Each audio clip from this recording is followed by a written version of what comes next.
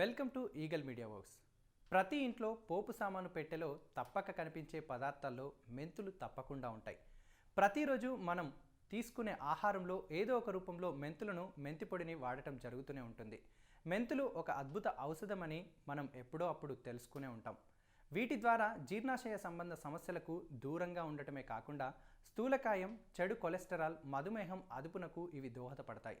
అంతేకాకుండా మన జీవితంలో ఉన్న దారిద్ర్యానికి కూడా ఈ మెంతుల ద్వారా పోగొట్టొచ్చు. మన ఇంట్లో తాండవిస్తున్న దారిద్ర్య దేవతని మన మీద మొహం వాచేటట్లు చేసి శాశ్వతంగా మన ఇంటికి దూరంగా చేయవచ్చు. అదెలా అంటారా? కొన్ని మెంతులు తీసుకొని చేత్తో పట్టుకొని ఓం శ్రీ అశ్వలక్ష్మి నమో నమః మంత్రాన్ని 28 సార్లు పారాయణం చేసుకోవాలి. ఆ తర్వాత ఆ మెంతులని జాగ్రత్తగా ఓ డబ్బాలో వేయాలి. అలా 28 రోజుల పాటు చేసిన తర్వాత ఆ మెంతులని 29వ రోజున ఆ మెంతులన్నీ వేయించుకొని పొడి చేసుకొని ప్రతిరోజు తినే వంటలో మెంతుల పొడిని వేయాలి.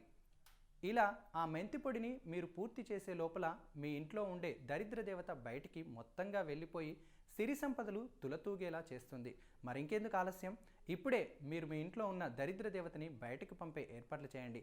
ఈ వీడియో కనుక మీకు నచ్చినట్లయితే లైక్ చేయండి, కామెంట్ చేయండి, షేర్ చేయండి అండ్ సబ్స్క్రైబ్ కండి. Thanks for watching. Like and subscribe Eagle Media Works.